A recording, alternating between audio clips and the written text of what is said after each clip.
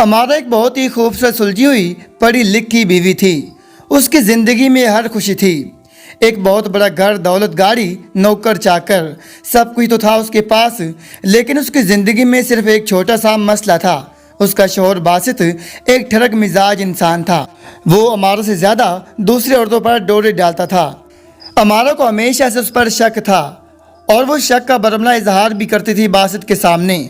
लेकिन बासित बड़ी सफाई से हर बार कोई ना कोई बहाना बनाकर खुद को बचा लेता और कई बार तो हमारा को ये भी लगता जैसे बासित का घर की मुलाजमाओं के साथ भी चक्कर चल रहा है। ये उस दिन की बात है जब हमारा ड्राइंग रूम में बैठी टीवी देख रही थी और घर की मुलाजमा समीना किचन में काम कर रही थी। समीना हमारे के घर की पुरानी मुलाजमा थी और पिछले 7 सालों से उनके घर पर काम कर रही थी। वो एक शरीफ और सादा लड़की थी। लेकिन कभी कभी हमारा को समीना पर भी शक होता जैसे समीना और बासित का आपस में चक्कर चल रहा है, क्योंकि बासित ने आज तक माफ़ किसी भी लड़की को नहीं किया था। टीवी देखते हुए हमारा को ऐसा लगा जैसे किचन में किसी की बातें करने की आवाज़ आ रही है। हमारा टीवी बंद करके किचन में गई। सामने का मंजर देखकर वो हैरान रह गई। समीना और उसका शौहर बासित हंस हंस कर बातें कर रहे थे। हमारा ने घूर कर दोनों को देखा और गुस्से से बोली, ये क्या हो रहा है यहाँ? और बासित, तुम यहाँ किचन में क्या कर रहे हो? बासित ने अचानक हंसी रोक कर डरते हुए हमारा को देख कर कहा, वो हमारा, मेरी तबीयत ज़रा ख़राब थी। मैं मुलाजमा को यही कहने आया था कि आज रात मेरे लिए सूप बनाए। हमारा ये जानते हुए भी कि बासित झूठ बोल रहा है, नरमी से बोली, अगर आपको सूप चाहिए था तो मुझे कह देते, खुद किचन में आने की तकलीफ़ क्यों की आपने? बासित शराफत का ड्रामा करते हुए बोला, जान, मैंने सोचा तुम्हें इस छोटे से काम के लिए क्यों तकलीफ़ दूं और खुद आकर मुलाजमा से कहूं। हमारा को बासित की बात पर यकीन नहीं आया। वो जानती थी कि बासित झूठ बोल रहा है। ज़रूर बासित का समीने के साथ कोई चक्कर था, लेकिन ये बात बासित कभी कबूल नहीं करता था कि उसका किसी के साथ चक्कर है, बल्कि वो तो हमेशा खुद को एक शरीफ और अच्छा शौहर साबित करने की कोशिश करता जो अपनी बीवी के अलावा किसी और औरत को आंख उठाकर भी नहीं देखता। और बासित हमारा के सामने एक अच्छा और शरीफ शौहर बनकर कर रहता था। बासित किसी भी कीमत पर हमारा को नाराज़ नहीं करना चाहता था, क्योंकि वो जिस आलीशान घर में रह रहा था वो हमारे के पापा का दिया हुआ था। अब अगर बासित हमारा को नाराज़ करता तो हमारा गुस्से में बासित को घर से निकाल देती। लेकिन हमारा एक चालाक और ज़हीन बीवी थी। वो ये बात अच्छे से जानती थी कि बासित किस मिजाज का इंसान है। एक शाम हमारा मार्केट गई थी और जब मार्केट से वापस घर आई तो सीधा अपने कमरे में गई और बेड पर बैठ गई। लेकिन अपने बेड पर उसने एक अजीबोगरीब चीज़ देखी जिसको देखकर वो हैरान रह गई। वो घर की मुलाजमा समीना के कान की बाली थी जो उसके बेड पर पड़ी थी। हमारा ने उस बाली को उठाकर देखा। समीना की बाली उसके बेड पर क्या कर रही थी। अब तो उसका शक यकीन में बदल गया कि मुलाजमा और बासित के दरमियान चक्कर है। हमारा ने गुस्से से बासित को कमरे में बुलाया। थोड़ी देर बाद बासित एक शरीफ शौहर बनकर कमरे में आया। हमारा ने गुस्से से बासित को देख कर कहा, यह समीना की बाली हमारे बेडरूम में क्या कर रही है? हमारा ने बाली हाथों में लहराते हुए बासित को दिखाई। बासित एक पल के लिए उस बाली को देखकर घबरा गया, फिर कोई संभल कर बोला, जान, ये तो वो मुलाजमा यहाँ बेड साफ करने आई थी, इसलिए गिर गई होगी। बासित सफाई देते हुए बोला। लेकिन हमारा जानती थी बासित झूठ बोल रहा है। हमारा ने बेयकीनी से बासित को देख कर कहा, क्या सच में बेड की सफाई करते हुए गिर गई या कोई और चक्कर था? बासित ने थूक निकल कर खुद को एक नए झूठ के लिए तैयार कर लिया। बासित ने कुछ खफगी से कहा, हमारा, क्या तुम्हें मुझ पर भरोसा नहीं है? क्या मैं तुम्हारे साथ कभी धोखा कर सकता हूँ? मैं तुमसे कितना प्यार करता हूँ और तुम हर वक्त मुझ पर शक करती रहती हो।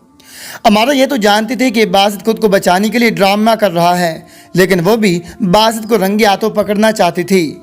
हमारा ने भी जानबूझकर एक्टिंग करते हुए कहा, आई एम सॉरी बासित, मुझे गलतफहमी हो गई थी, मुझे तुम पर शक नहीं करना चाहिए।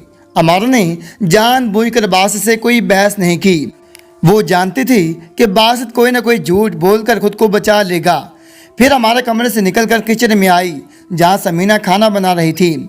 हमारा समीना के पास जाकर खड़ी हो गई और वो बाली समीना को दिखाते हुए पूछने लगी, ये बाली तुम्हारी है ना? समीना वो बाली हमारे हाथों में देखकर घबरा गई, फिर डरते हुए बोली, जी ये मेरी है बेगम साहबा, लेकिन आपको कहाँ से मिली? अमारा ने समीना की आंखों में आंखें डाल कर कहा, मेरे बेडरूम में। अब क्या तुम बताना पसंद करोगी तुम्हारे कान की बाली मेरे बेडरूम में क्या करने गई थी? अमारा ने देखा कि इस सवाल पर पहले समीना थोड़ी घबरा गई, फिर कोई संभल कर बोली, वो बीबी जी साहब को खाना देने गई थी, शायद वहीं गिर गई हो। समीना ने बौखलाहट में जवाब दिया और अमारा सोच में पड़ गई। बासित ने कहा था कि समीना कमरे में सफाई करने आई थी, जबकि समीना कह रही थी कि वो साहब को खाना देने गई थी। उन दोनों के बयान अलग अलग थे। इसका मतलब दाल में कुछ काला था। अमारा ने समीना की बाली वापस कर दी और इस बात को वहीं ख़त्म कर दिया। अगले दिन अमारा ने एक प्लान बनाया और सुबह सुबह बासित से कहा, मैं ज़रा अम्मी के घर जा रही हूँ, रात को देर से वापस आऊँगी और आप खाना खा लीजिएगा। बासित को ये कहकर अमारा घर से बाहर निकल आई और बाहर गली में बैठ गई। वो जानती थी कि अगर समीना और बासित का चक्कर हुआ तो वो आज ज़रूर मिलेंगे और उन दोनों को मौका देना चाहती थी ताकि वो खुलकर एक दूसरे से मिल सकें। अमारा वही 1 घंटे तक घर से बाहर बैठी रही और 1 घंटे बाद दरवाज़ा खोलकर अंदर चली गई। वो चुपके से बिना कोई आवाज़ पैदा किए अंदर गई और अपने कमरे की तरफ जाने लगी। कमरे के पास पहुंचकर वो खिड़की के पास गई और उसने खिड़की से अंदर देखा और अंदर का मंजर देखकर वो हैरान रह गई। अंदर बासित और समीना दोनों बिना कपड़ों के एक दूसरे की बाहों में बाहें डालकर लेटे थे। ये मंजर देखकर अमारा के कदमों तले से ज़मीन निकल गई। उसने गुस्से से बासित और समीना को देखा। वो जो सोच रही थी बिल्कुल सच था। उसे बासित पर शदीद गुस्सा था और समीना पर भी, लेकिन वो अभी भी उन लोगों को नहीं पकड़ना चाहती थी। वो चाहती थी कि बासित खुद उसके सामने इकरार करे कि उसका समीना के साथ चक्कर है, ताकि उसे कोई सफाई का मौका ना मिले और वो हर बार की तरह झूठ बोलकर बच न जाए। अमारा उन दोनों को वहीं छोड़कर वहाँ से चली गई। अगले दिन अमारा ने समीना को अपने पास बुलाकर कहा, समीना, तुम्हें कल से काम पे आने की ज़रूरत नहीं है, हम तुम्हारा सारा हिसाब कर देंगे। समीना ने कुछ हैरानगी से अमारा को देखा और घबराते हुए बोली, क्यों बेगम साहबा, आप मुझे काम से क्यों निकाल रही हैं? क्या कोई गलती होगी मुझसे? अमारा ने घूर कर समीना को देखा और गुस्से से बोली, जब मेरे शौहर के साथ रातें गुजारोगी तो मैं तुम्हें इस घर में तो नहीं रख सकती। समीना कुछ शर्मिंदा हुई और शर्मिंदगी से सर झुका लिया।